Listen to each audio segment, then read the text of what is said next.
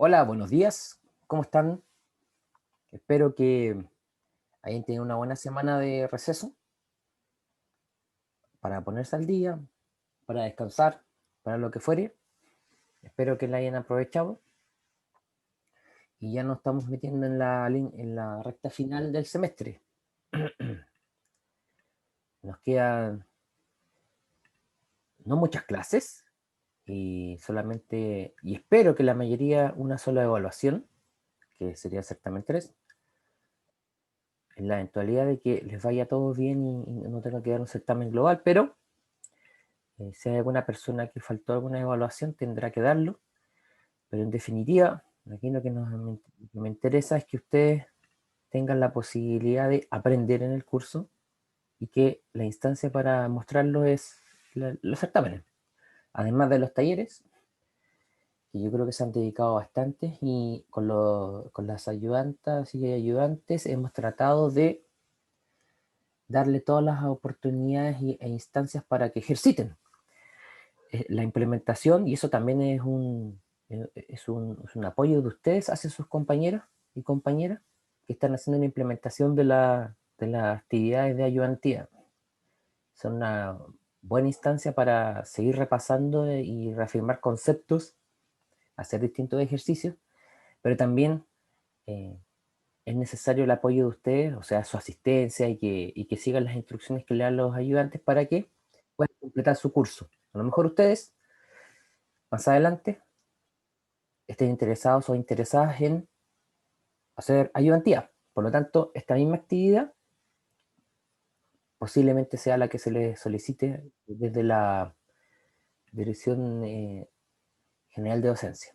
¿De acuerdo? Muy bien.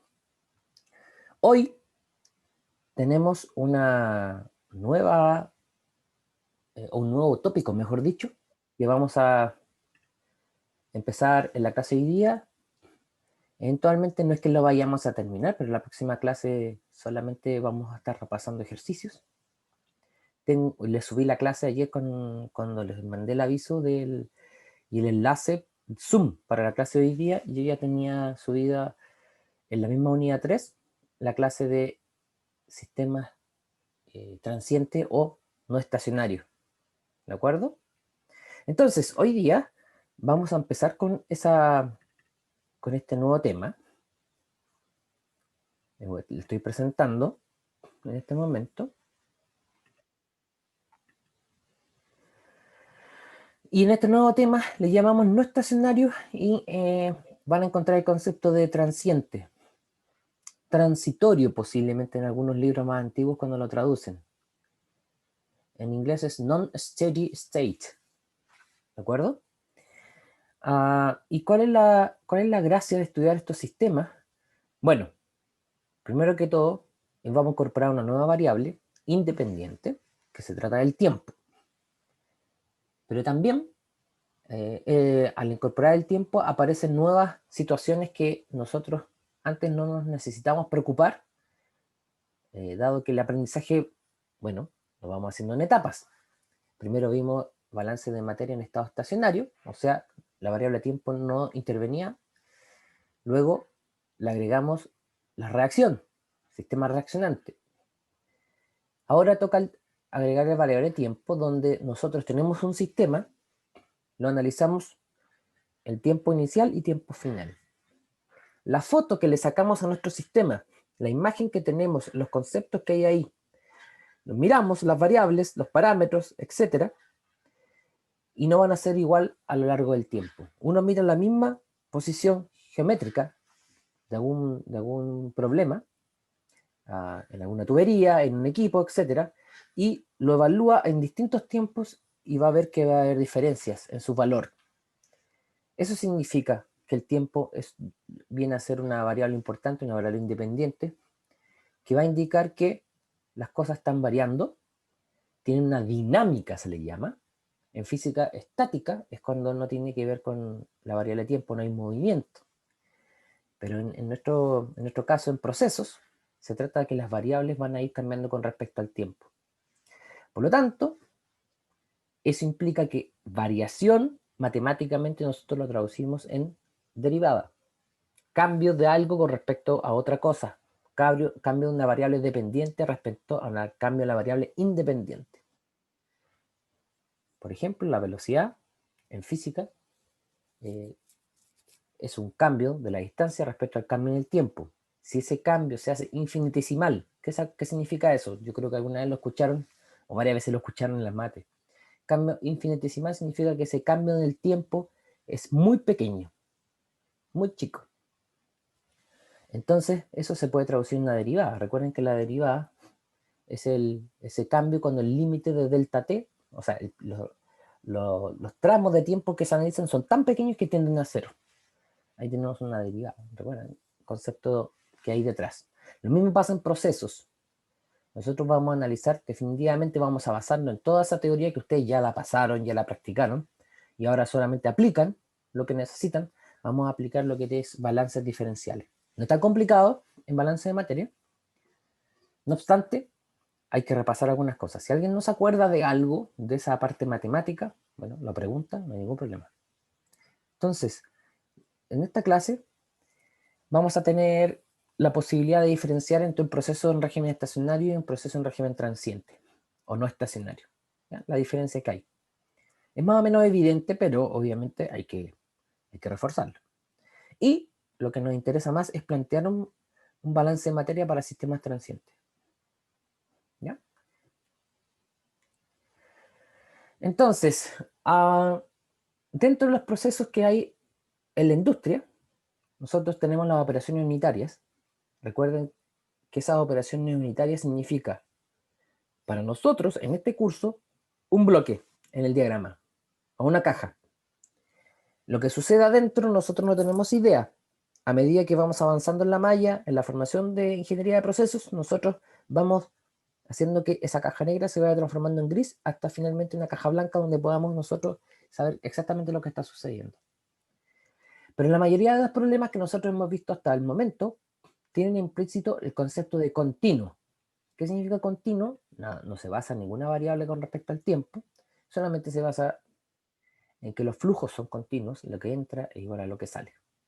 Si hay reacción, ok, en la tasa de reacción hay que calcularla, pero esa es única. Entonces siguen habiendo un cierto valor de flujo de entrada y flujo de salida, lo que sucede dentro. El único cambio que hemos visto hasta el momento es que hay una reacción. Pero en los procesos, en general, también existen etapas que son por carga o a diferencia de las continuas. ¿Ya? Las operaciones continuas no tienen ni carga ni descarga, sino que siempre constantemente hay un flujo entrando y saliendo.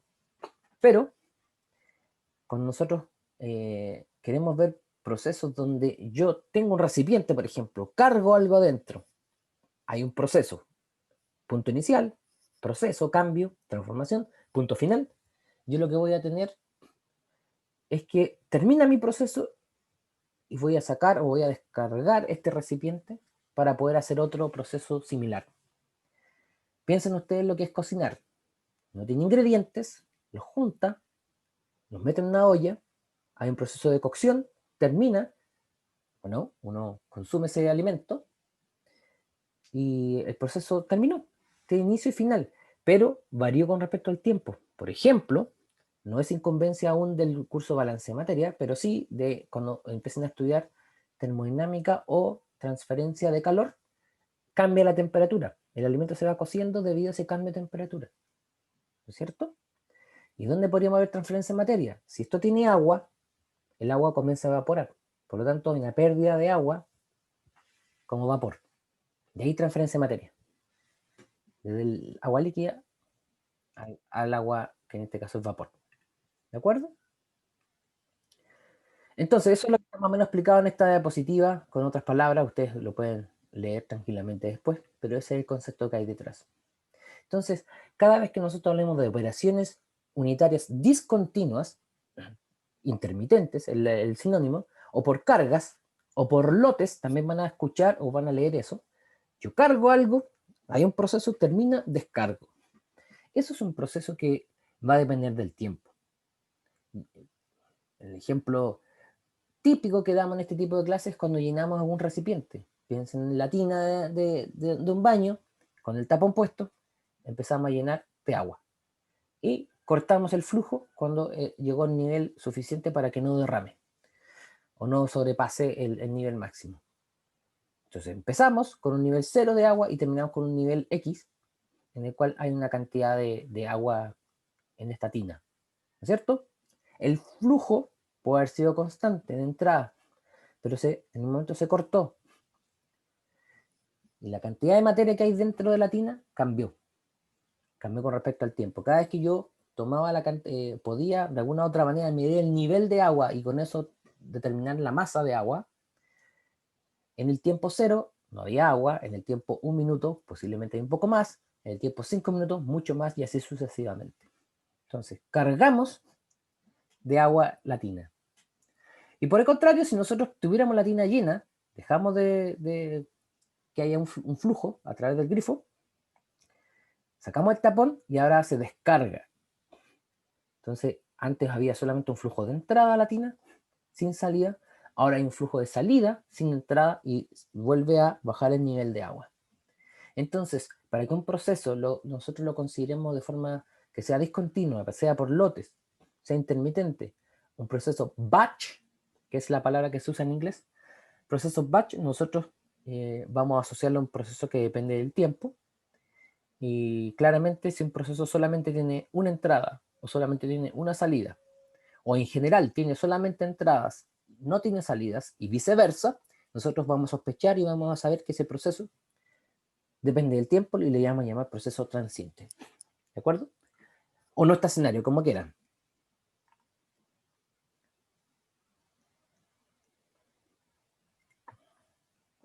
Entonces, las variables que dependen del tiempo, tenemos que saber identificarlas. No todo va a depender del tiempo, pero falta que una sola variable en nuestro problema dependa del tiempo para que nosotros consideremos este problema del tipo transiente. Y hay que seguir un cierto procedimiento matemático, porque claro, nosotros transformamos todo lo que es la información que nos entregan del proceso en una ecuación. Entonces, vamos viendo. Entonces, incluso, como aparece acá la primera idea de esta diapositiva, pueden haber procesos donde ni siquiera exista entrada o salida.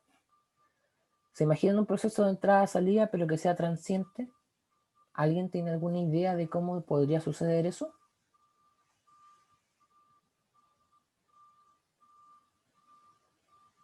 ¿Cómo podría haber un proceso si no hay entrada o salida?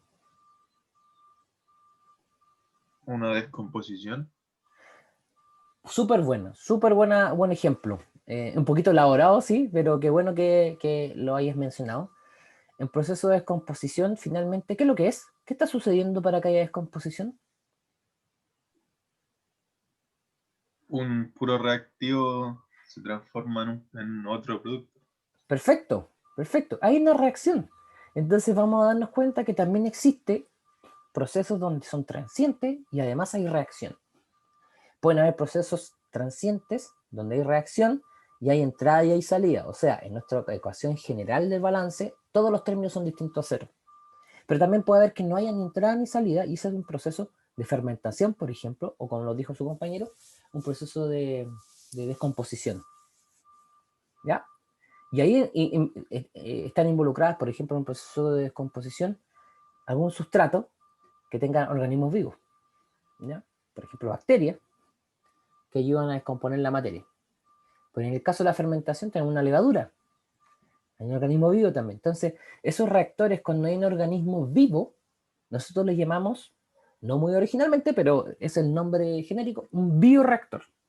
Porque hay algo que está vivo ahí que está ayudando a que se produzca un cambio, que reactantes pasen a productos. Así que están todas las combinaciones posibles. Y los problemas son muy interesantes de analizar cuando son transientes. Es más, una pregunta para usted abierta también. Si tenemos un proceso estacionario, ¿qué habría que hacer en el proceso para transformarlo en un proceso transiente? ¿Qué se le ocurriría que debería pasar para que nosotros un proceso lo consideramos estacionario, de un momento a otro pasa a ser transiente?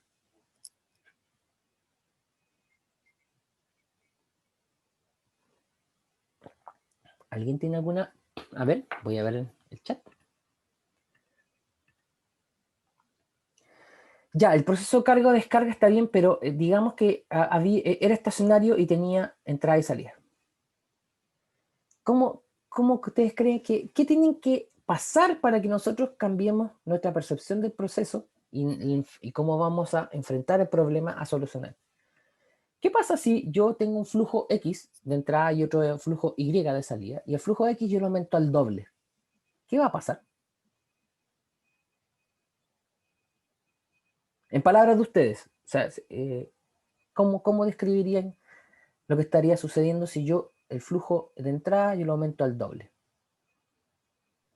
El flujo de salida también tendría que aumentar a cierta medida. Muy bien, bien dicho de cierta medida, no necesariamente va a ser al doble, depende del tipo de proceso, pero sí va a cambiar, ¿no es cierto? ¿Y cuánto va a demorar? Claro, el de Un salida va a cambiar. ratito, ¿Perdón? un ratito. Ya, ok, o sea, pero es un tiempo, en determinado tiempo va a demorar para que vuelva a llegar al estado estacionario. ¿Se dan cuenta? Se va a ajustar el flujo de salida de acuerdo a al flujo de entrada y vamos a posiblemente en algún momento llegamos de nuevo al estado estacionario. Entre los dos puntos de la perturbación del sistema hasta un punto final, donde volvemos a un estado estacionario pero distinto, todo ese tiempo es la dinámica del proceso. Y ese tiempo hay que analizarlo. No hay otra forma de analizarlo que con un balance de materia y cuando corresponde a un balance de energía para saber determinar ese tiempo. Nosotros en el proceso nos gusta mucho que los procesos sean continuos, primero porque tenemos un producto constantemente saliendo del proceso, pero también es más fácil todo lo que tiene que referir con el diseño, la operación, el control, etc. Y ahí dije una palabra bastante importante, control.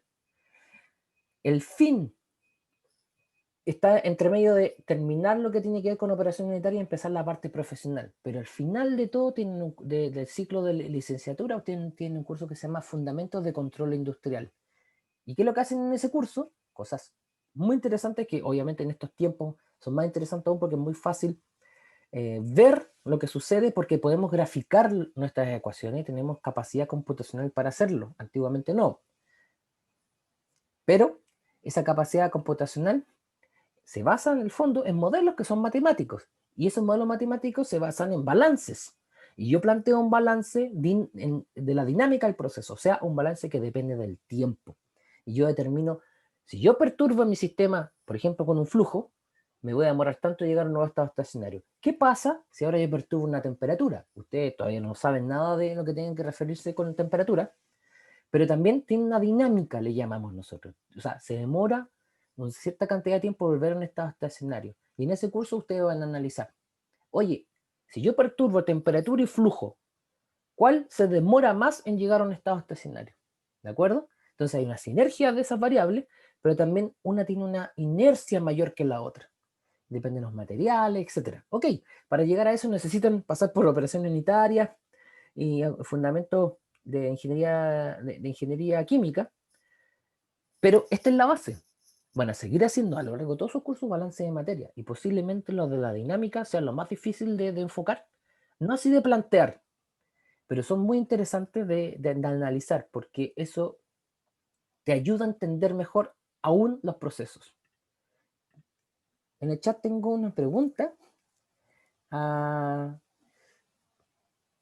entonces, la pregunta es la siguiente. Cuando se habla de lotes, uno se puede referir al ejemplo que una vez yo hice en una clase anterior del café, donde se abrían válvulas para poder cambiarlo, etcétera. Fíjense ustedes, si alguien tiene, no sé si todos tienen la experiencia de haber hecho café en una cafetera, o sea, café molido, o moler café y ponerlo en una cafetera. Pero ¿qué es lo que sucede ahí? Yo creo un canasto donde pongo el café, uno le llama, está pretratado los granos, o sea, los granos pueden ya venir molidos o yo los muelo, los pongo en ese canasto, hago pasar un líquido que es soluble, donde la cafeína y los aromas y los sabores del café son solubles, el agua, lo hago pasar agua por un buen rato y esa agua se va tiñendo, ¿no es cierto? Pero uno lo puede describir de esa manera la observación, pero eso es lo que, esa tintura que agarra el agua es porque solubilizó, el concepto solubilizar, O sea, el agua es afín con los compuestos que tiene el café, compuestos que dan aroma, compuestos que dan sabor y compuestos que son los que reactivan el cuerpo, ¿no es cierto? Uno toma café, a ver, a menos que tome descafeinado, pero toma café porque la cafeína estimula de alguna manera. Ahora estoy tomando té solamente, pero el té también tiene algo de cafeína. Entonces, cuando hago eso, va a haber un momento que yo, no importa la cantidad de agua que pase, ya no va a poder solubilizar nada porque le saqué todos los compuestos posibles a los granos de café. Se terminó mi proceso. Luego saco este café que está agotado, se le dice, ese es un sustrato, esa es la palabra que se usa, está agotado. ¿Qué significa agotado? Ya no es posible sacarle ningún compuesto más con el solvente que elegí, que en este caso es agua. Boto ese sustrato agotado y si quiero más café, tengo que empezar de nuevo el proceso. Ese es un muy buen ejemplo de que es un proceso transiente por lotes, por discontinuo o un proceso batch. Súper bueno. Así que se acordó bien la persona que me puso en el chat, así que súper bien. Aquí Estefan dice, si eso pasa con un puro café, ¿a qué te refieres, Estefan? O sea, si hay otros ejemplos así. O sea, ustedes cuando piensen en lo siguiente, si a alguien le gusta, se toma siempre un té, tienen la posibilidad de tomar un té preparado en una pequeña tetera con hojas de té, le echas concentrado, después lo disuelves con agua, o una bolsa. Pero piensen lo siguiente, yo preparo mi té y también es un proceso batch. Lleno una taza con agua, inicio el proceso, la taza vacía, termina el proceso con la taza llena. Ahí ya hay un proceso ahí de llenado. Luego, ingreso, por ejemplo, con una bolsa de té, ingreso la bolsa de té y el tiempo cero es cuando yo ingreso la bolsa y empieza a difundir, se le llama. No sé si ustedes pueden ver en un vaso que sea transparente, una taza transparente, empieza como a teñirse el agua y se ven como unas líneas de flujo y en realidad lo que está pasando es un proceso de difusión. Si nosotros le agregamos agitación, eso se es más rápido. Pero la materia, los compuestos que son solubles del té en el agua empiezan a difundir y cuando ya no puedo transferir más de esos compuestos al agua, ¿qué significa eso? Yo por más que tenga la bolsa adentro ya no voy a teñir más el té. Saco la bolsa del té, la boto, le elimino el agua, el exceso de agua y ahí terminó mi proceso de hacer el té. Nuevamente, es un proceso transiente. Lo mismo cuando, exactamente, cuando rinde para más tazas. Pero eso es cuando yo saco la bolsa, por ejemplo, la bolsa del té, y aún le quedan compuestos que yo puedo solubilizar. Por lo tanto, la saco antes, me tomo mi té, y si quiero servirme otro, soy ahorrativo, no sé, o veo que le queda suficiente, puedo teñir mucho, mucho más el té con la segunda con la segunda carga, por decirlo así, y uso la misma bolsa y sigue solubilizándose. Pero, ¿por qué queda menos teñido? Por lo mismo, porque hay menos compuestos solubles en el agua y esos compuestos solubles, hay algunos de esos compuestos que tiñen, tienen color. Más bien reflectan la luz de tal manera que se ve un color, ¿no es cierto? Eso es. Así que todos los procesos que ustedes piensen en alimentos, por lo general, estamos hablando de un proceso, lo que hace uno en la cocina es un proceso batch, porque tiene un comienzo y un final y hay cambios a través del tiempo. ¿De acuerdo? Y en un proceso industrial, lo que le estaba tratando de describir es que si yo tengo un proceso que está funcionando de forma continua y yo perturbo mi sistema, o sea, cambio un flujo, se va a demorar el sistema a volver a estar en un nuevo estado estacionario. Todo eso que pasa entre medio, entre el estado estacionario 1 y el estado estacionario 2, nosotros llamamos la dinámica del proceso. Y la dinámica la asociamos directamente al tiempo como variable independiente. ¿De acuerdo? Muy bien. Entonces les tengo otra pregunta respecto a los procesos transientes. ¿Y dónde ustedes creen que en un proceso industrial tengo una planta? ¿Listo? Va a empezar a operar. Y la planta está diseñada para que opere en forma continua. Si yo no perturbo nada, ¿en qué momento esa planta está funcionando en estado transiente? ¿En qué instante ustedes creen de que las variables que hay en de proceso, en el proceso global, este proceso industrial, va a estar funcionando en forma transiente. Al inicio me responden por acá. ¿Por qué? ¿Está correcto? ¿Pero por qué?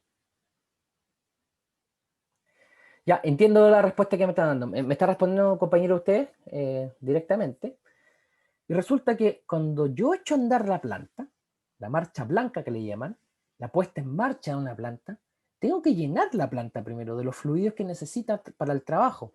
Y va a haber un momento en que todo está funcionando y cambiando con respecto al tiempo. Hasta que llega un estado estacionario y empiezo a ver qué está sucediendo. La planta es nueva, por ejemplo, y justo hay una tubería que no estaba bien unida con otra y hay una pequeña filtración, una fuga. Bueno, se arregla y esa es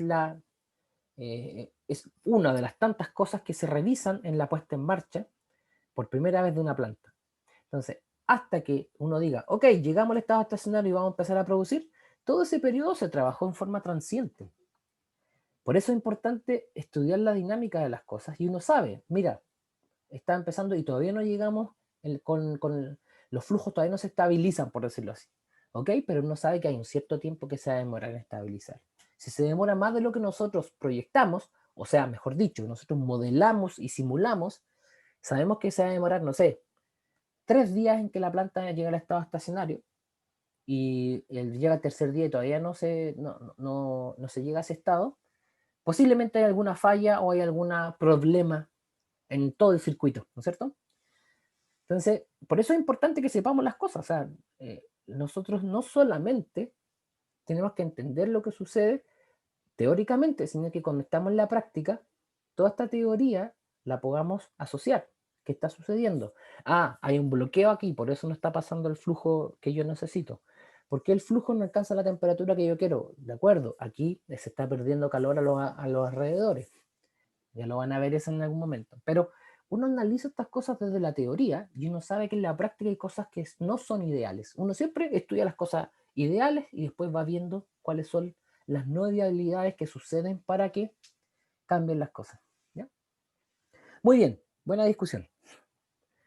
También está el caso de algunos procesos que son semicontinuos, donde la entrada y la salida permanecen con flujos continuos, pero entre medio hay procesos por lote o batch.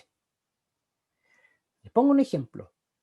Piensen ustedes que tienen un emprendimiento y ustedes tienen una cierta, bueno, tienen los ingredientes y quieren vender café. Por ejemplo, quieren vender café en la universidad. Cuando volvamos a lo presencial, alguien dijo, ¿sabe qué? Durante todo este tiempo me estuvo pensando y voy a pedir permiso a la dirección del campus, voy a pedir el permiso sanitario y todo lo que corresponde, yo me voy a instalar con una pequeña cafetería en el patio de la universidad. Pero ¿sabe qué? Dentro de la planificación pensé que cuando estaba haciendo el café y si me acabara, o agotara el sustrato, tengo que cambiarlo. Y si tengo una fila muy grande de personas, voy a hacer esperar más de la cuenta. A ver, ¿cómo puedo arreglar esa situación? Entonces, pregunta abierta. Situación. Tengo que cambiar el café, ya está agotado, no puedo solubilizar más, por lo tanto, el café no sale rico. Entonces, saco la materia prima, agotada, pongo una nueva y empiezo a hacer el café. Entonces me voy a demorar un par de minutos, pero ese par de minutos, a lo mejor de una fila que tengo de 10 personas, se van 5. Y no quiero que se vayan 5. ¿Qué es lo que harían ustedes? Hay varias alternativas.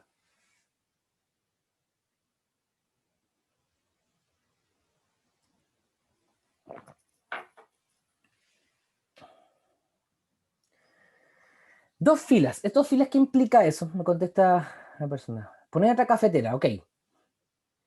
Y esa otra cafetera, ¿qué es lo que van a hacer? Va a atender a una fila y la cafetera 2 va a atender una fila 2.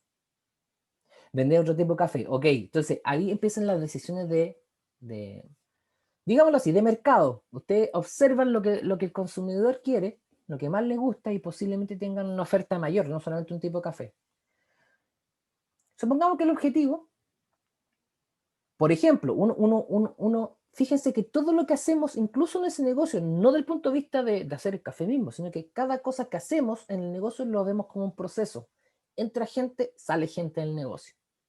¿Cómo puedo hacer para que la persona, el tiempo que esté esperando sea menor? Ok, yo ingreso, atiendo, a la otra persona le estoy sirviendo, a lo mejor necesito un ayudante, no solamente una persona trabajando ahí, ¿de acuerdo?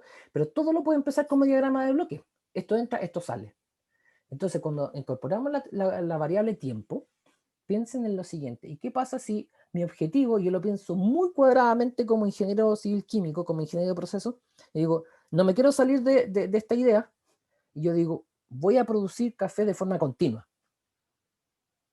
Imaginemos que hemos probado todo lo que me están sugiriendo, pero aún así yo quiero mejorarlo más y no depender de que se eche a perder la máquina y todo eso. Yo puedo tener un respaldo, tengo una tercera máquina ahí por si se echa a perder una, la reemplazo, listo, está todo bien. Pero aún así no logro tener una producción continua de café. ¿Qué es lo que harían con esas dos cafeteras? Entonces, lo que se hace en los procesos industriales a veces se le llama semicontinuo porque se mantiene entrada y salida, o sea, la entrada del flujo de alimentación y un flujo de salida constante, o sea, yo siempre estoy produciendo café a la misma taza con S, ¿ya? O ratio. Por ejemplo, yo produzco 1 litro de café cada 5 minutos. Quizás mucho para la demanda, no sé, pero pongo 1 litro de café cada media hora, en promedio. ¿Cómo lo hago para producirlo? Si el proceso es batch, entonces, ¿qué pasa si yo echo a andar una máquina, produce café, pero lo voy a un contenedor común? Y cuando termine eso, la otra máquina empieza a funcionar y sigue echando café. Y mientras está funcionando la segunda máquina, la primera yo la realimento con materia prima fresca. Y así lo hago funcionar los dos procesos de hacer el café propiamente tal, que son batch, lo hago funcionar en forma alternada, de tal manera que al juntar el flujo, siempre va a tener un flujo constante. ¿Se fijan? Cuando uno hace esa combinación, uno le llama que el proceso es semicontinuo, o pseudo estacionario a veces uno le dice.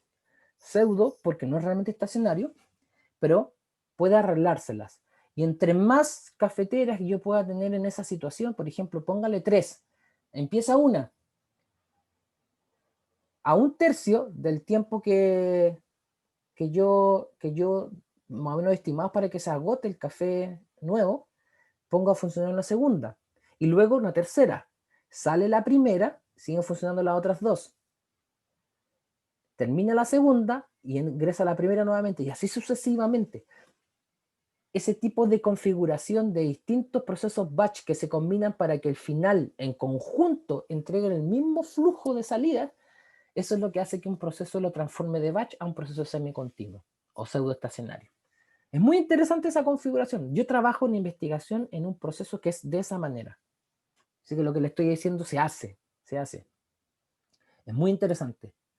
Así es que no estoy diciendo que lo lleguen a practicar en algún momento, pero si tienen ese problema y si quieren más o menos solucionarlo rápido, o sea, si tengo dos cafeteras, oye, vamos a un fondo común, a lo mejor uno coloca muy elaboradamente una tubería, sale de mi cafetera, o la cafetera el café que produzco va siempre al mismo estanque, por decirlo así, o tanque.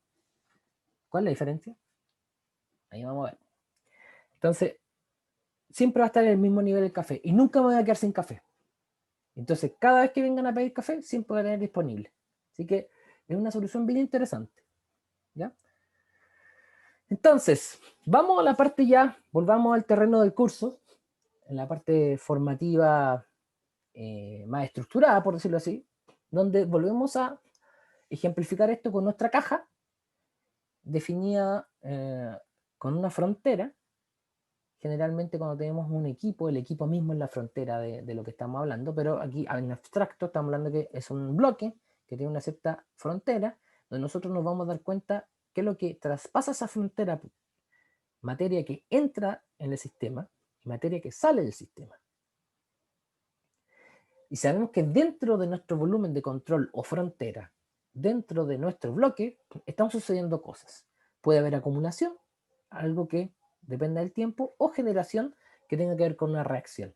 Compuestos que van a desaparecer y otros que aparecen debido a una reacción y viceversa. Entonces, tenemos el balance global que nosotros hemos planteado, que la acumulación es igual a lo que entra menos lo que sale más la generación neta dentro de nuestra frontera. La generación neta ustedes la pueden, a su vez, verla como una generación positiva y una generación negativa, o una generación y un consumo, ¿no es cierto? Cuando yo genero algo positivamente, puede sonar redundante, pero me refiero a que se está produciendo algo a partir de una reacción. Cuando yo consumo o tengo una generación negativa, significa que un compuesto es un reactante y se consume para producir un producto. ¿Ya? Y eso ya lo hemos visto antes y esa es la estructura. La única diferencia es que ahora la acumulación no va a ser cero en nuestro análisis y solamente para comenzar el análisis transiente vamos a ver sistemas que no tienen reacción. Y para la próxima semana vamos a incorporar la reacción para que este balance global sea completamente distinto a cero cada uno de sus términos. ¿Ya? Entonces, en estado estacionario nosotros habíamos considerado siempre que cero era la acumulación, pero ahora esa acumulación la vamos a considerar distinto a cero. Y lo que ya le he anticipado, hace mucho rato que cada vez que hablaba sistema transiente lo trataba de decir, pero ahora formalmente decimos, cuando hagamos el análisis y transformemos nuestros balances en ecuaciones, nos van a aparecer no ecuaciones lineales, sino que ecuaciones diferenciales. Ecuación algebraica, porque puede ser no lineal también, pero en general son lineales. Pero las ecuaciones diferenciales, entonces vamos a tener que apelar a todo lo que nos acordamos de ecuaciones diferenciales. Entonces, vamos a empezar con los ejemplos. ¿Sí? En esta parte no hay nada nuevo que, entre comillas, enseñar de balance, sino que plantear el balance y la diferencia está cómo vamos a resolverlo. ¿Ya? Pero qué mejor que hacerlo con ejemplos. Entonces, antes de empezar eso, voy a volver un atrás y dice ecuaciones diferenciales. A ver, solamente a modo de recordar, ¿cómo estamos con eso? ¿Qué sucede cuando uno tiene una ecuación diferencial? ¿Qué es lo mínimo que necesita para poder resolverla? Hablemos de ecuación diferencial con respecto al tiempo. Una condición ¿Cuál es el apellido de eso? ¿Una condición qué? inicial. Muy bien. ¿Cuál es la diferencia de una condición inicial y una condición de borde?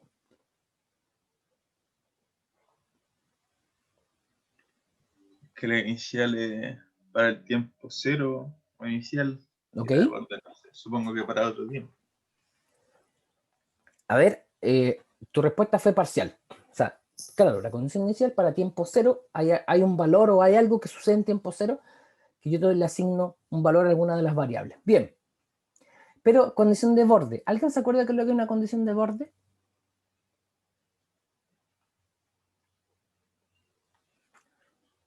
A ver, les voy a guiar un poquito.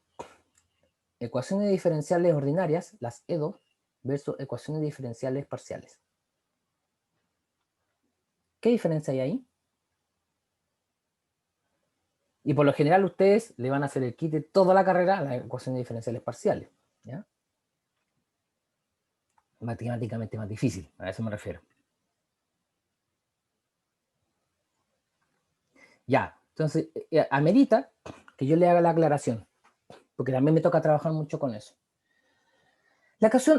Una ecuación diferencial puede ser una EDO, una ecuación diferencial ordinaria, o una ecuación diferencial parcial, una EDP. La ecuación diferencial ordinaria significa que hay solamente una variable derivada.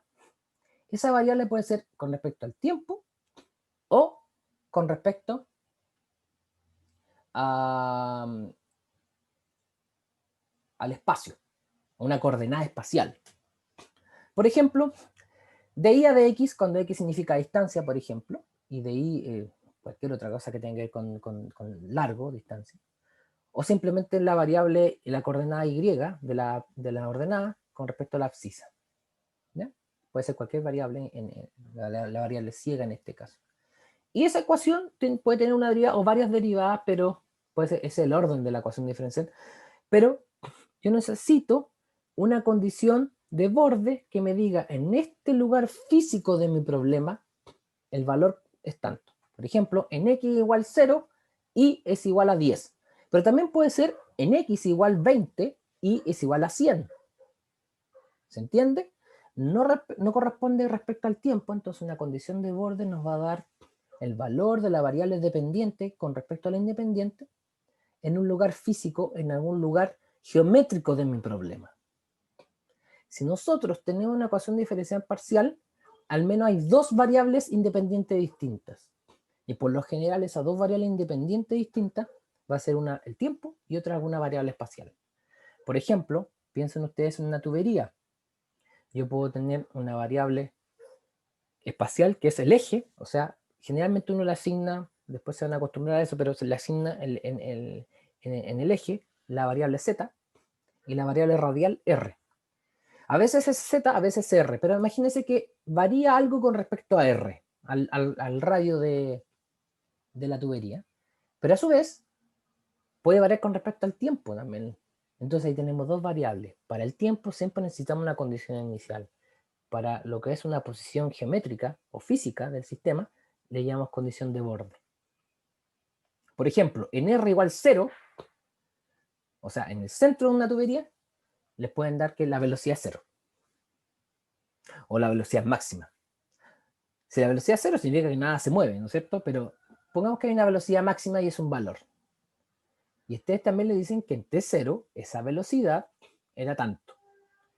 Y que a lo largo del sistema se aceleró, por eso cambió la velocidad. Entonces, hay un montón de situaciones que se pueden, y si se dan cuenta, ustedes pueden empezar a imaginarse cosas que suceden en este sistema tan simple como un flujo de algo dentro de una tubería y pueden ir dificultando el problema todo lo que quieran.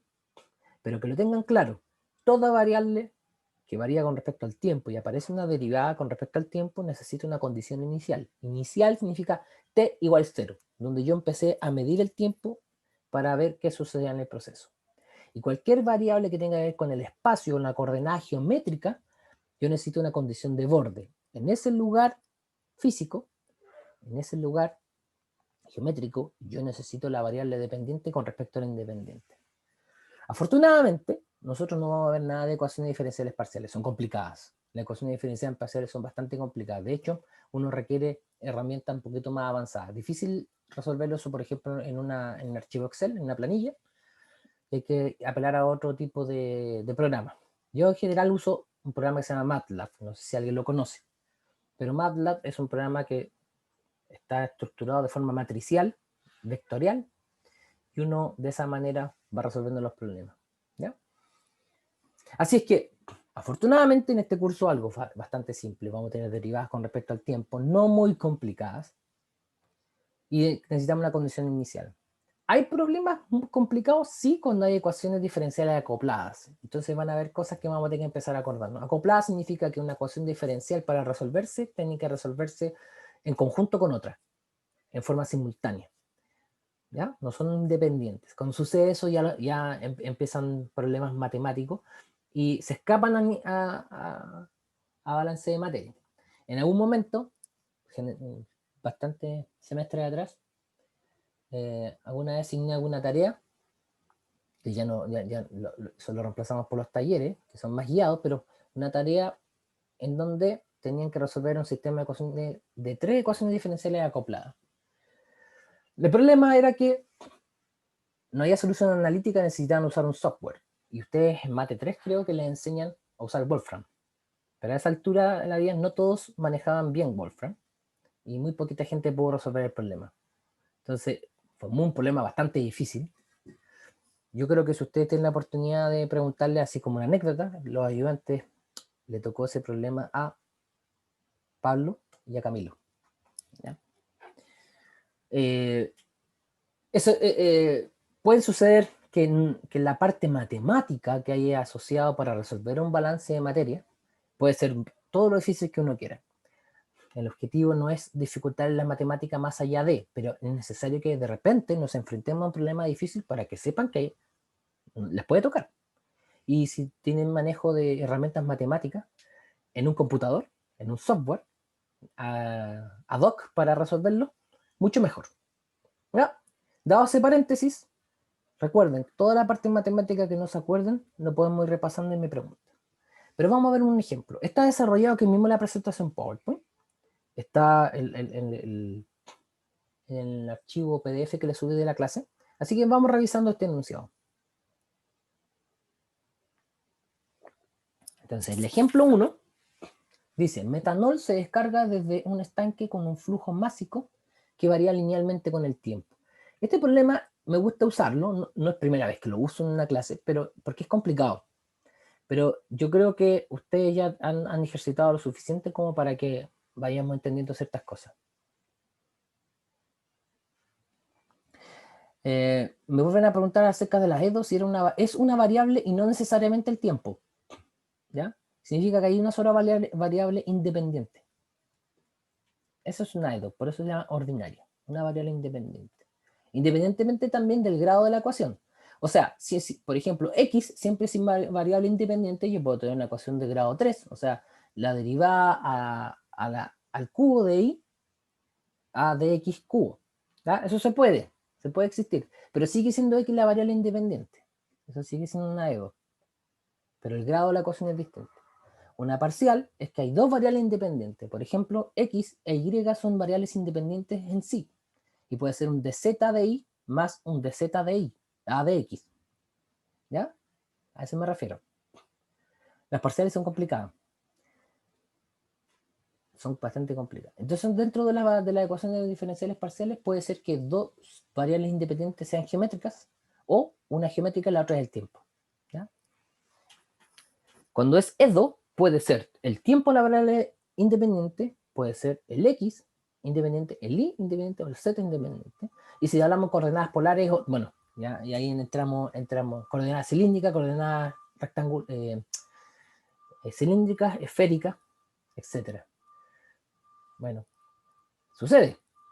Cuando uno se dedica a esto, yo he hecho por gusto, digamos, siempre me llamó la atención el modelar, pero cuando uno modela matemáticamente los procesos, tú te puedes encontrar con geometría rectangular, o sea, la típica x, y, z, si a veces aparece el tiempo también, o puedes usar geometría cilíndrica o geometría esférica, o usar coordenadas polares. Para todo eso tú necesitas tener estas herramientas matemáticas. No por nada ustedes estudian tanta matemática. A veces ustedes pueden creer que está sobredimensionado, pero cuando uno se dedica a ciertos ámbitos de la ingeniería, uno agradece todas esas herramientas matemáticas. ¿Ya? Ya, vamos al ejemplo, que es lo que vamos a ver hoy día, este primer ejemplo. Déjenme ver la hora, porque no alcanzo a ver aquí. Ok, veamos este ejemplo y después tengo un cajusto para reforzar conceptos puntuales. Nuevamente, tenemos una descarga en un estanque que tiene metanol.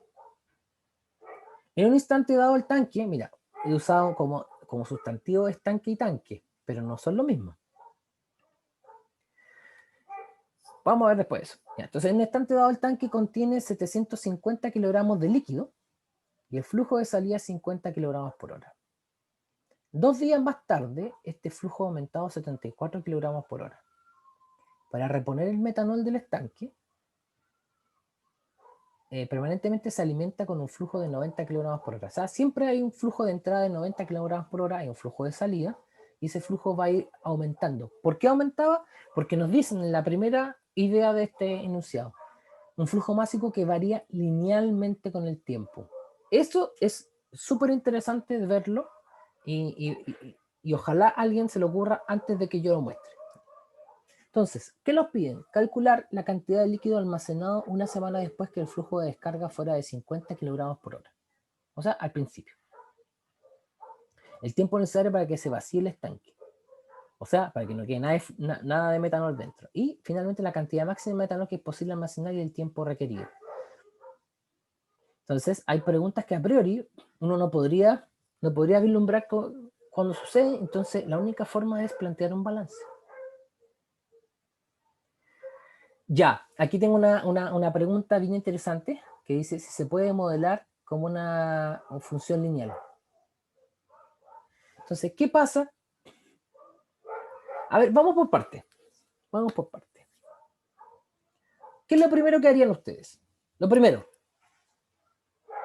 Se lo he recomendado durante todo el curso, pero vamos a ver si estamos con las cosas a flor de piel. Ahí, que salga. Dibujar, perfecto, las cajas. ¿Ya? No se trata de que uno esté condicionado para esto, pero, claro, lo primero, siempre un muy buen diagrama de flujo, un muy buen esquema, un dibujo, ayuda a empezar a pensar mucho mejor, porque la forma como uno se va entrenando para esto va repitiendo ciertas cosas, pero va sistematizando ciertas cosas que también nos ayudan a que al momento que tengamos que ser creativos o usar todo nuestro ingenio, enfoquemos solamente a eso, porque ya tenemos clara la película. Y siempre tener clara la película parte por hacer un buen dibujo. Es increíble cómo funciona el cerebro, o sea, visualmente ayuda a que uno se concentre y enfoque mejor la resolución. Así que el dibujo, sin falta, hay que hacerlo. Ahí está el dibujo. ¿Ya? Entonces, algo puse abajo. A ver si alcanzaron a verlo. Entonces, pregunta, ¿cómo ustedes pondrían matemáticamente que el flujo de salida varía linealmente con el tiempo? A ver, a lo mejor alguno alcanzó a mirar el diagrama que yo les puse ahí.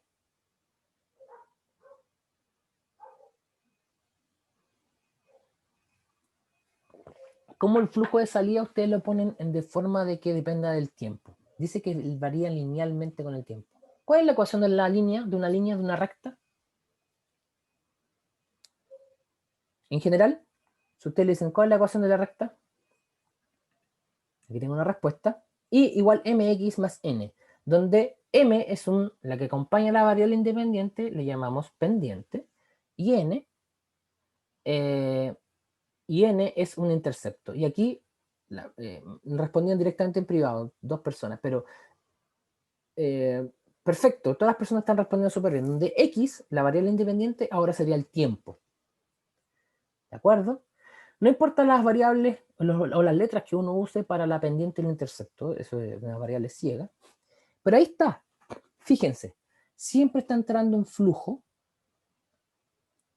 de 90 kilogramos por hora y está saliendo un flujo que varía de forma lineal con las mismas unidades, pero esa linealidad se le está dando una función con respecto al tiempo. Miren qué interesante cómo uno puede plantear esto. Entonces, el flujo 2 es una función a más bt, donde a es el intercepto y b es la pendiente en este caso. Puede haber sido n más mt también, no hay ningún problema. O al revés, mt más n, o sea, ustedes saben que no hay problema con eso. Y vamos a completar cierta información. Tenemos el estanque, entrada, salida, y me dicen que en T0, la masa que hay dentro, porque no es en instante dado, entonces vamos a considerar ese instante dado como el tiempo inicial de nuestro análisis. En tiempo cero, M mayúscula, que es la masa dentro de metanol, es 750 kilogramos. Y para ese tiempo cero, el flujo de salida era 50 kilogramos por hora. Después nos dicen otro dato, 2 días después, o sea, a las 48 horas, a partir del tiempo inicial, cero, el flujo de salida es 74 kilogramos por hora. ¿Para qué necesitamos esos dos datos de flujo a distintos tiempos?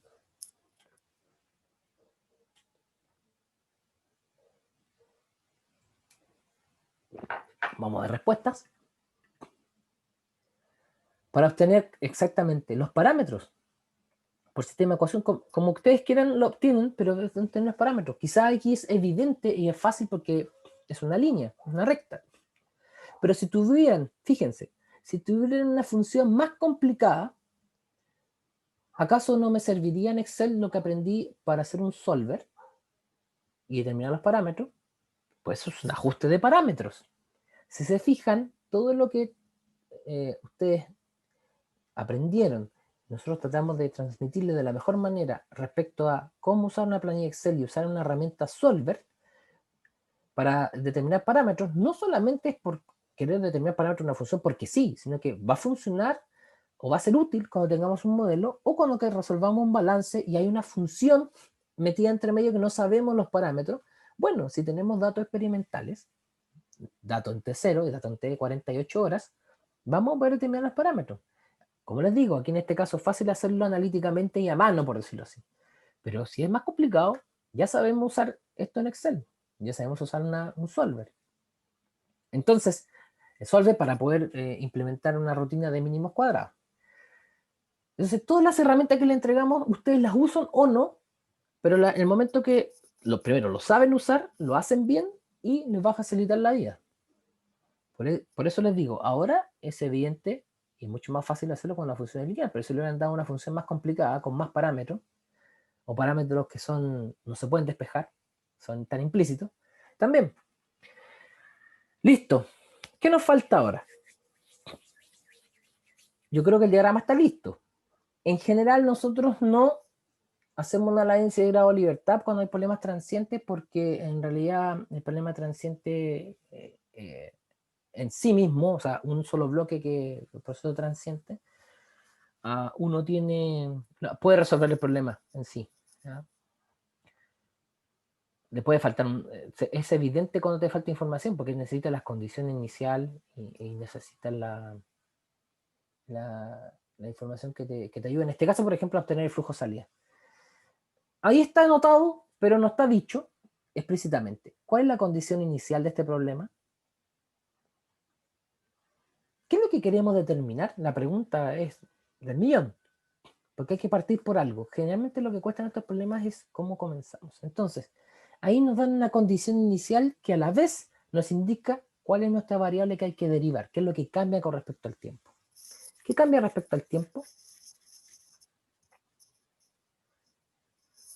¿Alguna respuesta para eso?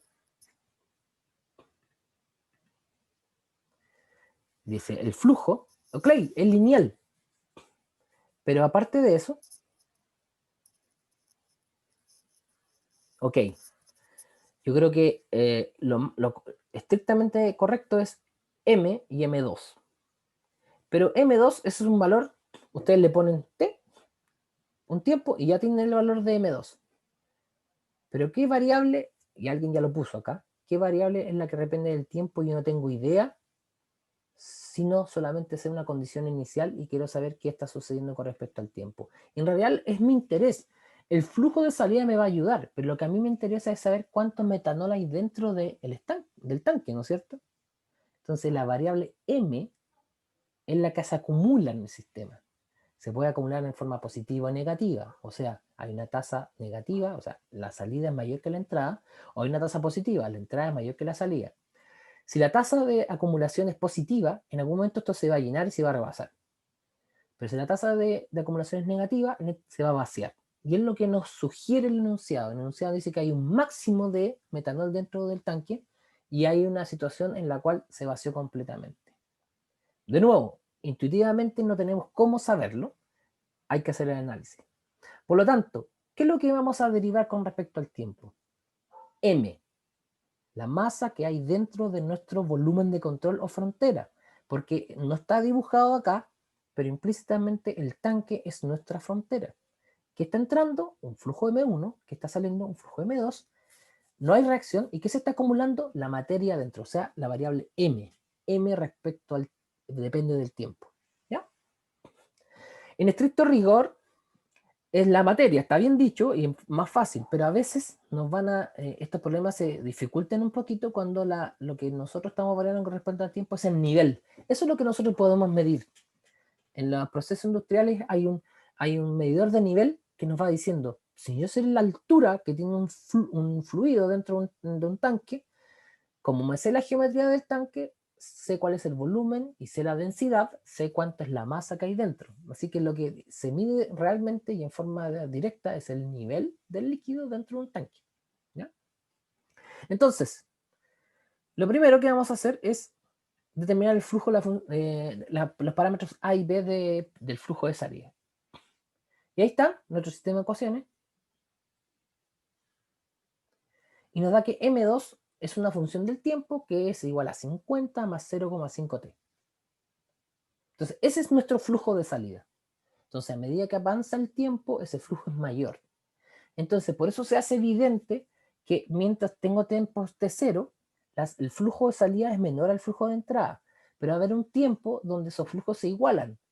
Y a medida que pase más tiempo del proceso, M2 va a ser mucho mayor a M1. Por lo tanto, ya tenemos la sospecha de que se va a vaciar el tanque al final. Pero va a haber un momento que va a tener un máximo. Así que eso lo vemos consistentemente con el balance. Entonces aquí está la primera, yo se lo estoy presentando directamente. Está nuestra primera eh, acercamiento, esa es la palabra que quería usar. Nuestro primer acercamiento al balance. Y este es muy importante, a pesar que se ve tan simple, lo voy aquí a enmarcar. se ve tan simple, es lo que nosotros tenemos que hacer bien. Si hacemos bien esa primera parte, tenemos medio problema hecho. Entonces, ¿qué se acumula? Eso yo les decía, lo que se acumula es todo lo que está dentro de la frontera, dentro del tanque en este caso. Lo que se acumula es la materia, la variable m, que indica la masa o la materia que hay dentro de, en este caso es metanol. Entonces, con respecto al tiempo. Entonces, ¿cómo varía de m? ¿Cómo varía m con respecto al tiempo, a dt? Y, ¿qué es lo que afecta para que eso varíe? El flujo de entrada, lo que entra, menos lo que sale. No hay reacción. Entonces tenemos el término de acumulación, es igual a lo que entra menos lo que sale. La diferencia de estos flujos de entrada y salida hace que nos dé ese flujo, esa diferencia de la materia. Tengo una pregunta directamente en el chat, o sea, me refiero en privado, dice si m mayúscula es igual a m1. Dejo la pregunta abierta entonces a todos ustedes. ¿Esa m mayúscula debería ser igual a m1? M1 es un flujo, m es una cantidad total de materia. M1 viene de afuera, está entrando a nuestro volumen de control o a nuestra frontera. M es la cantidad de materia que hay dentro de nuestro volumen de control, por lo tanto son cosas distintas. Si yo en cualquier tiempo paro, le saco una foto al proceso, mido y digo hay cierta cantidad de materia, voy a otro tiempo, hay cierta cantidad distinta de materia, pero el flujo de entrada sigue siendo el mismo. ¿Ya? Lo afecta, pero no son lo mismo. Entonces, dm a dt, el cambio de la cantidad de metanol que hay dentro del tanque con respecto al tiempo es igual a lo que entra menos lo que sale. Entonces la acumulación siempre la vamos a poner como una derivada. Reemplazando dm a dt es igual a 90. Fíjense que esta unidad es consistente. M está en kilogramos y T en la unidad de tiempo, en este caso 2 horas. Entonces el término acumulación queda en kilogramos por hora. Y cada uno de los flujos también está en kilogramos por hora. Por eso también vemos una unidad de consistencia de unidades, para que chequeemos siempre que estamos peras con peras y manzanas con manzanas, ¿cierto? ¿Se acuerdan de la imagen de esa clase? Al principio del curso. Luego tenemos que esta ecuación inicial la vamos a reemplazar los valores que ya tenemos. M1 es 90 y M2 es la función que antes determinamos. Ahora podemos hacer la parte algebraica, 90 menos 50 y nos queda 0,50. Entonces aquí tenemos una ecuación diferencial ordinaria con respecto al tiempo y tenemos una condición inicial. ¿Ya? La podemos expresar de distintas maneras. Aquí está la condición inicial. En T0, porque esa es la variable que depende con respecto al tiempo. M era 750 kilogramos. Con eso vamos a poder resolver el problema. Entonces, ¿cómo resolverían este problema ustedes? Aquí vamos a tener que empezar a repasar o acordarnos de lo que era la matemática que hay detrás de esto.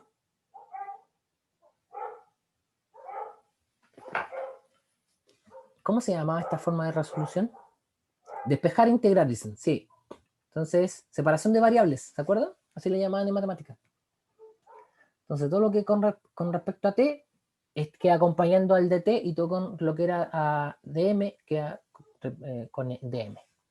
Entonces, como lo voy a resolver aquí, lo voy a inmediatamente separación de variables e integrar. Todo lo que está con respecto a t, lo dejo con dt y todo lo que está con dm, dm. Entonces, directamente en la integral, cuando yo quiero, recuérdense que la función, así como el logaritmo natural con exponencial son funciones inversas, lo mismo la integral con la derivada.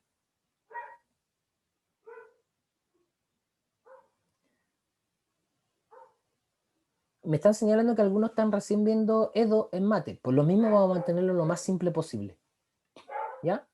Entonces, cuando yo integro una derivada, me queda la función interior. Por ejemplo, integral de x de y a dx, de dx me queda dy. O sea, ¿se entiende? O sea, perdón, me queda x. La integral anula la derivada y la derivada anula la integral. Por lo tanto, yo lo que necesito para poder resolver una ecuación diferencial es integrar. Integro, necesito tener los límites de integración. Entonces, la integral con respecto al tiempo, el primer límite de integración donde empieza esto es 0. Por lo tanto, la condición inicial que yo tuve tiene que coincidir acá para dm. Entonces, ¿qué significa esto?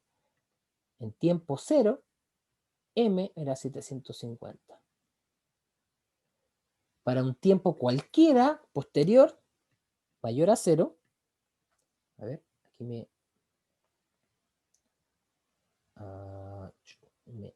quiero borrar eso. Ahí sí.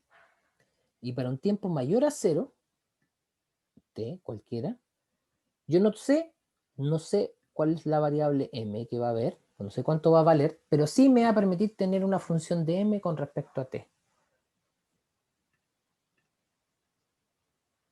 CI es condición inicial. ¿Ya? Es una forma típica que uno pone, c.i condición inicial. La de borde coloca c.b.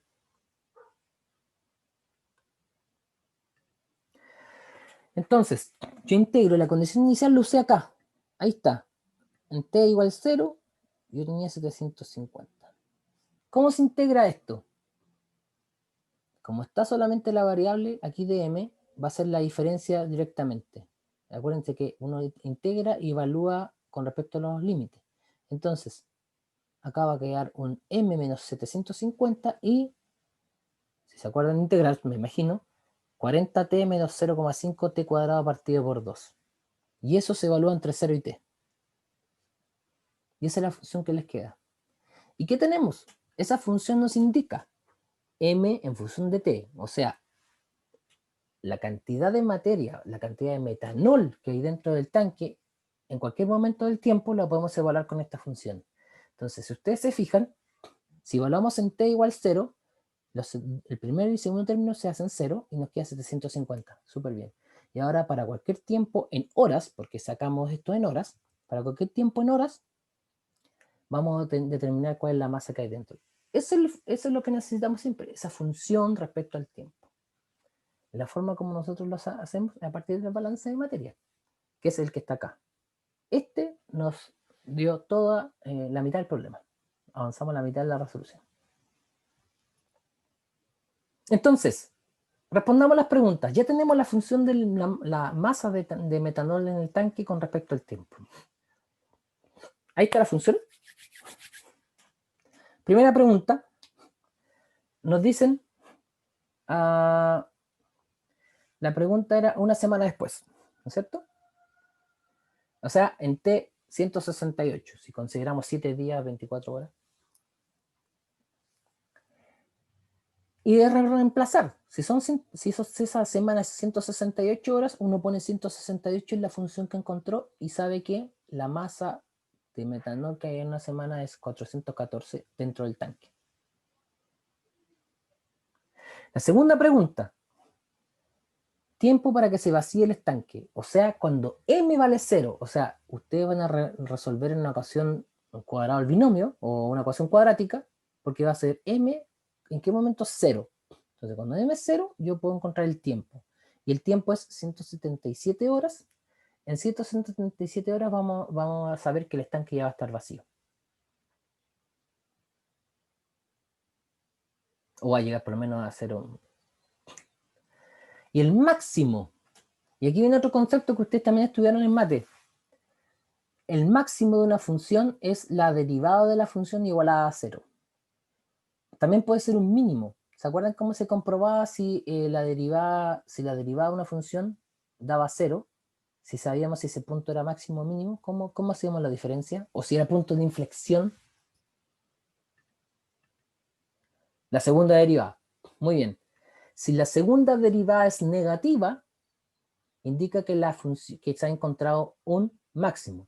Si la segunda derivada es positiva, se ha encontrado un mínimo. Si la segunda derivada es 0, es un punto de inflexión. El punto de inflexión es cuando cambia la concavidad.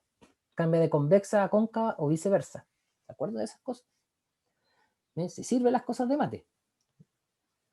Entonces, el máximo es cuando yo tengo la derivada con respecto al tiempo igual a 0. Pero eso ya lo tenemos. Fíjense, voy a devolverme. Aquí está la derivada. Significa que esta derivada es igual a 0. Entonces, esta función 40 menos 0,5t, que lo que tengo acá, se iguala a 0. Y eso me da un tiempo igual a 80 horas. O sea, en la hora 80 yo voy a tener la máxima cantidad de metanol dentro de mi sistema. Bueno, los supuestos que planteamos del balance de materia, que la densidad, por ejemplo, se mantiene constante, o sea, no hay variación de temperatura, siempre la cantidad de materia que hay dentro, o las propiedades no varían. Son cosas que después vamos a ir, ustedes tienen que ir acostumbrándose a analizar, pero en la medida que avanzan en la malla, no en este curso. ¿Ya? Pero hay otro supuesto que hicimos detrás, o sea, necesariamente estamos hablando de que en nuestra resolución consideramos que el tiempo inicial era 0, en la que nos daba los 750 kilogramos. O sea, todo lo que sucedió antes nosotros no lo estamos tomando en cuenta.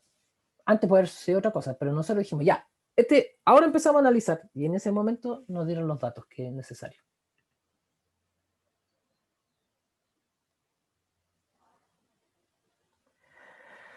Ok, aquí queda una pregunta súper buena y es parte de los mismos supuestos. Fíjense que yo tomé la situación en forma lineal, perdón, de forma continua en el tiempo para todos los días de la semana. Consideré una semana, 7 días seguidos. ¿Se trabaja sábado y domingo? Depende del proceso. Hay procesos que no pueden parar. Hay procesos que son 24/7, le llamamos siempre. Pero hay otros que no, que necesitan días de para hacer mantención. Ahí no es necesario trabajar todos los días, etc. Entonces, cuando ustedes hagan el análisis, para nosotros, me lo pueden preguntar. Hay cosas que no tienen por qué asumirlo ustedes, pero si alguien dice, ya, para mí es de lunes a viernes solamente, ok, yo lo voy a entender y resolvió un problema de esa manera. Cuando avancen, no es necesario ahora llegar a ese nivel de detalle, pero cuando avancen en la malla y lleguen a cursos de nivel profesional, claramente en el análisis entra. ¿Se trabaja los 30 días efectivamente o no se trabaja los 30 días?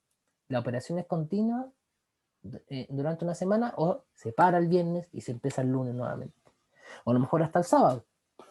Ya, son cosas que entran en la discusión. Pero aquí para el curso no hay problema. Lo podemos discutir, lo podemos conversar. Si yo les puedo decir, consideren que se trabajan todos los días de la semana nomás. ¿Ya? Aunque ustedes pueden saber que a veces no es realista. Pero es parte de los supuestos. Siempre es importante cuando uno plantea un balance que se va a transformar en un modelo matemático de mi situación, que yo tenga que decir bajo qué supuestos hice esto. Y algo muy interesante, que no solamente llegar a esto, a lo mejor no está explícito dentro de lo que se pide del problema, pero es muy interesante poder dibujar esa función. ¿Qué figura se va a formar con esa función? M de t igual 750 más 40t menos 0,25t cuadrado.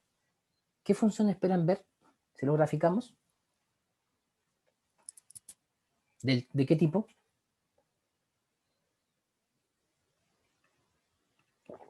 Una parábola negativa, sí, te entiendo lo de negativa, pero con una parábola con máximo, cóncava. Y siempre les recomiendo, siempre que puedan, dibujen su solución cuando hay un problema transiente, porque ayuda mucho más a entender lo que está sucediendo. ¿Qué sucede acá? Partí en 750. Dado que el flujo de salida cambia con respecto al tiempo, va aumentando. Entonces, ese aumento significa que mientras es menor a M1, claramente hay una mayor cantidad de materia dentro de mi volumen de control, de mi tanque en este caso, va aumentando la cantidad, o el nivel, la altura también. Pero va a haber un momento que se van a igualar. ¿Cuándo se igualan ambos flujos? Cuando yo tengo aquí el máximo. Cuando llegue al máximo. ¿Por qué? Porque ya no hubo cambio. Cambio cero. Aquí en esta parte, recuerden que geométricamente, ¿qué significa una derivada? ¿Se acuerdan? Voy a hacer de nuevo esto. ¿Se acuerdan qué significa una derivada? Geométricamente. Ahí cómo está. Tengo respuesta acá. Ya. Está dicho más o menos. Me hablan que es la pendiente es 0, el valor de la pendiente en un punto, etc. La definición de derivada geométrica es la pendiente de la recta tangente a la función. ¿De acuerdo entonces? La tangente es una recta que en algún punto toca a la función y la pendiente de esa tangente, de esa recta, es la derivada, en ese punto. Entonces aquí estamos hablando de que cuando la derivada es 0 significa que tenemos pendiente 0 para esa función. Y eso fue cuando el flujo 1 es igual al flujo 2. Todo se puede asociar a la parte matemática. Entonces, luego de ese punto, el flujo 2 comienza a ser mayor y por lo tanto por eso decae o disminuye la cantidad de metanol en el sistema hasta eventualmente llegar a 0. Así es que les recomiendo, aunque no se los pidan, siempre traten de dibujar su función porque van a entender lo que está sucediendo en el proceso de una forma mucho más acabada y más rápido. Entonces uno mira la función, ok, llegamos máximo y finalmente se vacía el estanque. Súper bien. ¿De acuerdo? Entonces, déjenme ver la hora. Si alcanzamos a hacer el Kahoot, porque es muy simple, pero para reforzar conceptos. Y la próxima clase vamos a ver los siguientes problemas. Lo pueden ver por su cuenta, pero yo creo que es interesante que lo vayamos discutiendo juntos. ¿Ya? ¿Alguna pregunta antes de comenzar el otro? Son poquitas preguntas y quiero saber cómo anda la cosa.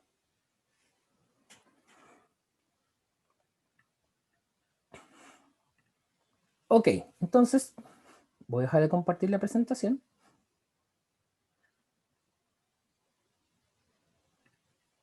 Y vamos a ver qué sucede con nuestro pequeño juego.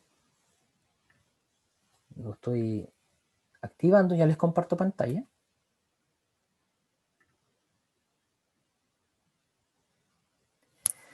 Entonces,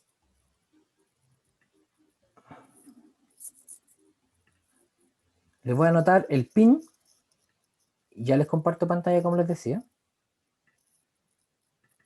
Ahí está el pin.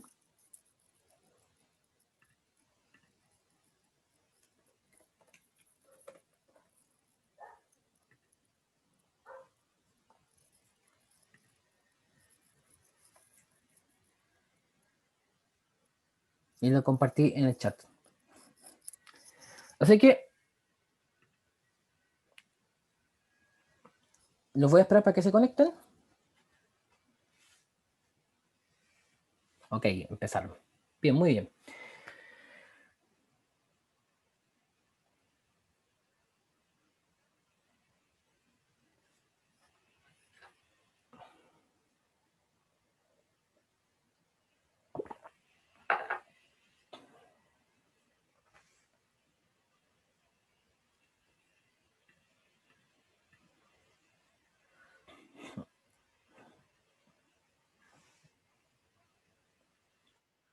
Por mientras les comento, tengo una pregunta aquí, Elizabeth, que dice si tengo horario de consulta.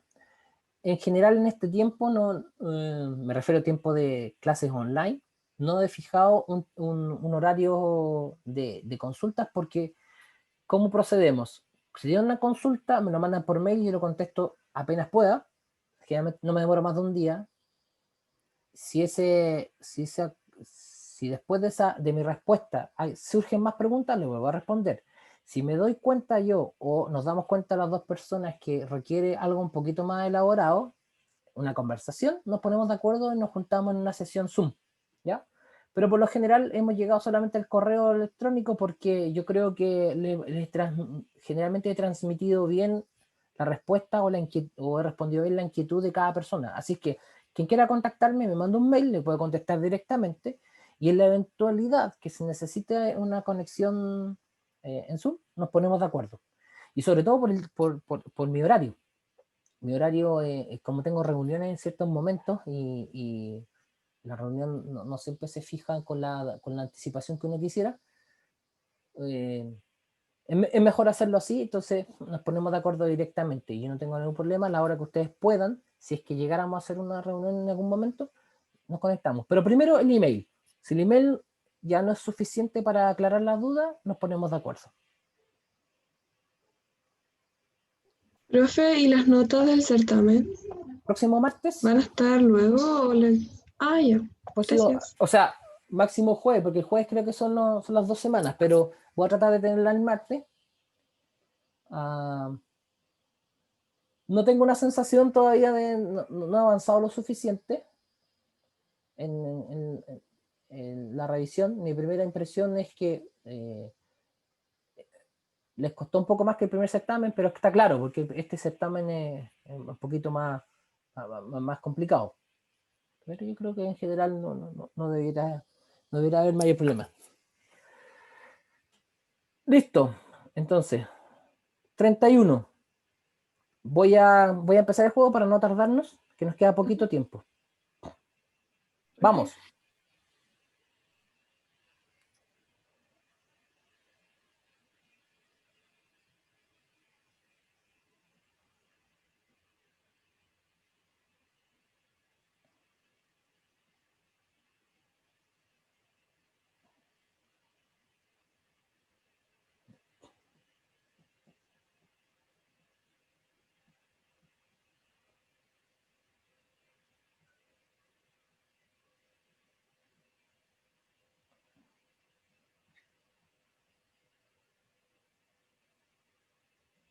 Ok, bien.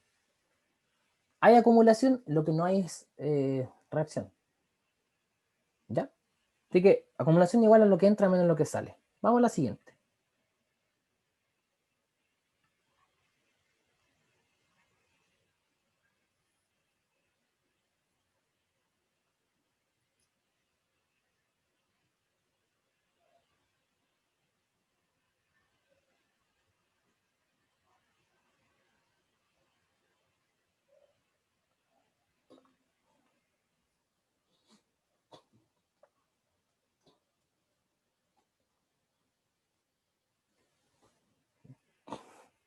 Eso es verdad. Igual que antes. Cada vez que analicemos, en este caso había un solo compuesto, que era metanol, pero si tenemos muchos más compuestos, en el balance con transiente también se va a cumplir de que la cantidad de compuestos involucrados nos da la cantidad de ecuaciones que vamos a tener independientes.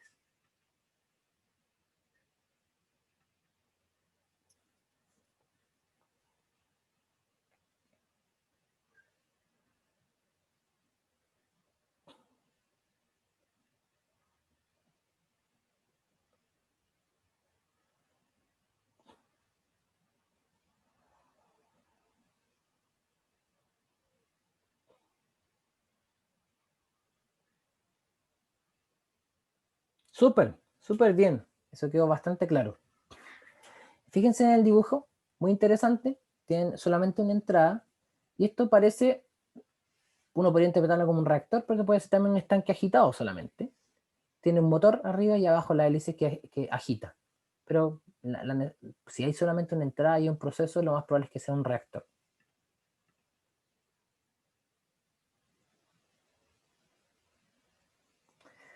Tengo una pregunta que hablan de la hidrometalurgia. Metalurgia, trabajo con metales, obviamente, en distintas fases. Hidro,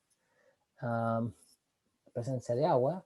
No sé qué parte específica está preguntando, pero si hay procesos transientes, perfectamente. Muchos procesos transientes de eso dentro de esto. Recuerden que pueden haber procesos individualmente transientes, pero está hecho el proceso global de tal manera que uno siempre tiene un flujo de salida constante. ¿Sí? La lixiviación no es nada más que una extracción sólido-líquido. Uno tiene un sólido y le hace pasar un líquido que disuelve cosas que nosotros necesitamos. Lo que pasa es que se hace en un fenómeno de superficie en la minería, donde tenemos el mineral y se hace pasar el flujo de solventes. Son solventes medio tóxicos, sí, en este caso, pero son necesarios para obtener esa es la minería clásica, más antigua. ¿Ya? Claro, el proceso ese es eminentemente batch.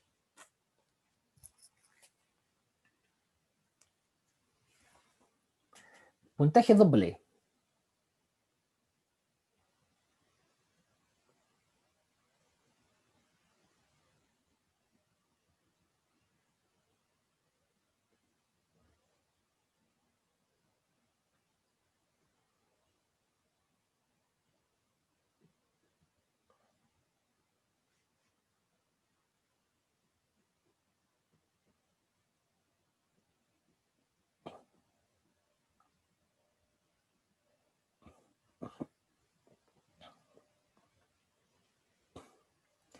Vienen las personas que contestaron correctamente. ¿Por qué es atingente esta pregunta ahora? Parece más o menos extemporánea respecto a que las cosas de unidades las vimos al principio. ¿Pero por qué?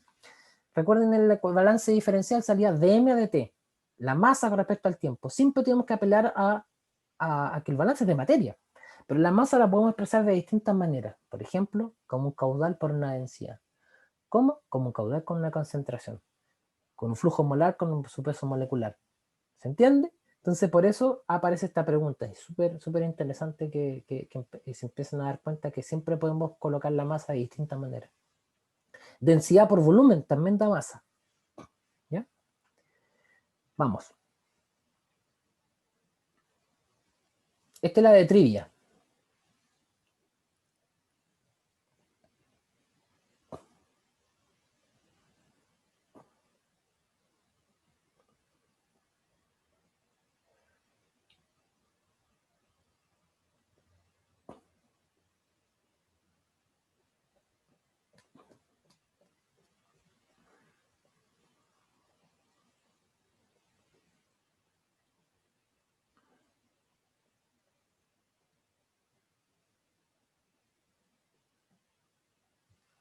¡Guau! Solamente una sola persona. Esto confieso que no es mi pregunta. Pregunta de uno de los ayudantes que propuso esta trivia. A veces yo cambio las trivias, pero estaba buena esta porque hay un personaje que me gusta. Me gusta el personaje, sobre todo hay un meme muy chistoso del personaje de la nariz de payaso. No tenía puntaje eso. Ya, vamos a las últimas preguntas.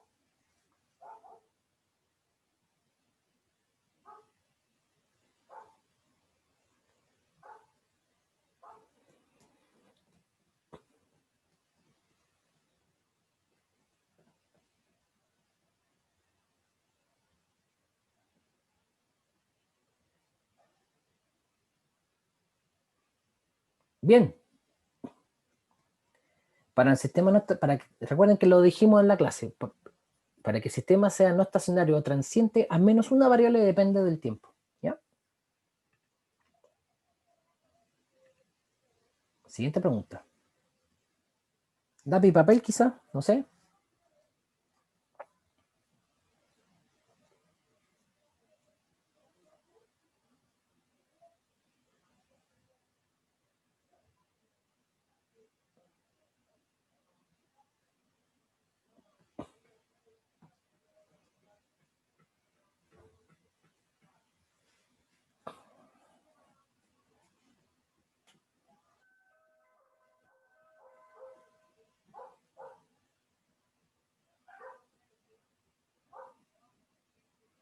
Ok.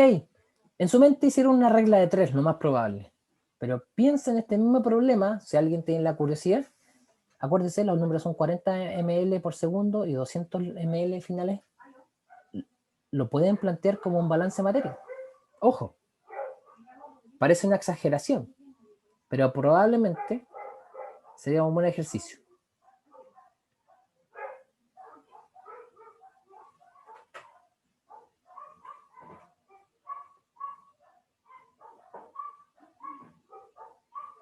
Hay harto tiempo para que ustedes puedan colocar una respuesta escrita.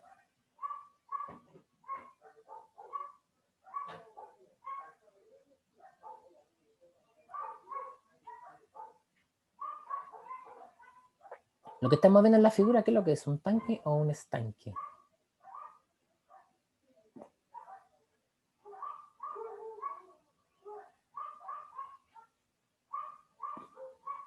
Probablemente tenga que ver con dónde está el nivel superior. Si está a nivel de suelo y hay un hoyo, o están bajo el nivel de la tierra, o sea, se está llenando algo que está, bien, coloquialmente decimos un hoyo, ¿no es cierto? O es un recipiente que está puesto ahí encima de la superficie y hay que acceder, por ejemplo, como está este, con una escalera. Aprovechando el tiempo acá también, fíjense, está muy buena esta figura porque en la escalera, a cierta altura, ya comienza a haber una una suerte de protección de fierros, porque esta es la normativa. Cada cierta altura eso permite que cuidar de las caídas o evitar que haya una caída de la persona que esté usando esa escalera. Y arriba, obviamente, tiene que haber un lugar donde se pueda parar la persona a observar, porque también queremos observar qué está pasando dentro del tanque. Ya queda poquito, vamos a ver después voy a ver la respuesta y ustedes pueden buscarlo. ¿Cuál es la diferencia? Y a veces uno usa los dos nombres en forma indistinta, ¿ya?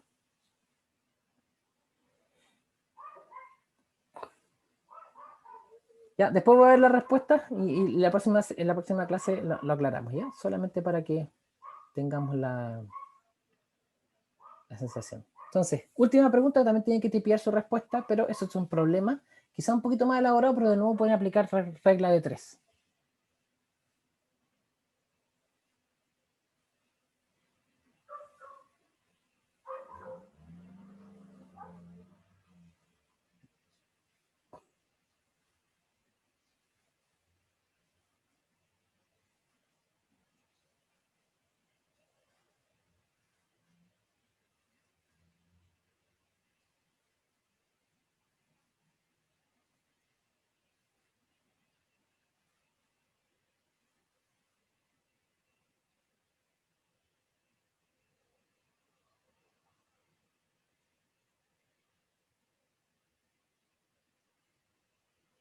¿Ya se dan cuenta por qué es esa respuesta, no? Estaba media capciosa. ¿Alguien me podría decir? Ahí vamos al podio.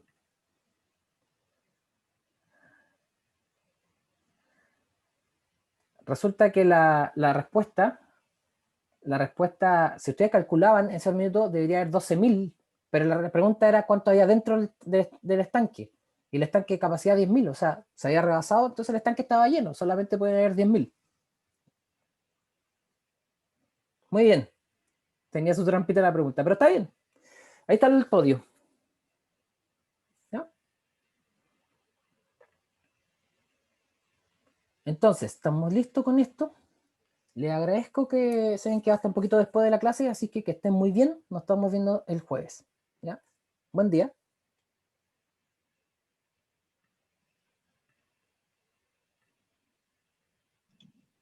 Profe, ¿Sí?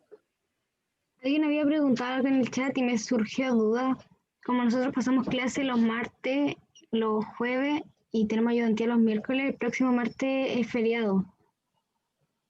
¿Cómo va a ser lo del taller de la próxima semana? ¿Vamos a tener una clase menos? ¿Sí? Sí, está dentro del calendario. No hay problema con eso. La próxima semana la única diferencia va a ser con lo de transiente, es que vamos a incorporar reacción, nada más. Algo simple. ¿No? La idea es que ustedes sepan que existe también la posibilidad de que tengan que resolver problemas transientes con reacción. Eso. Estén bien. Chao. Gracias, profe, chao.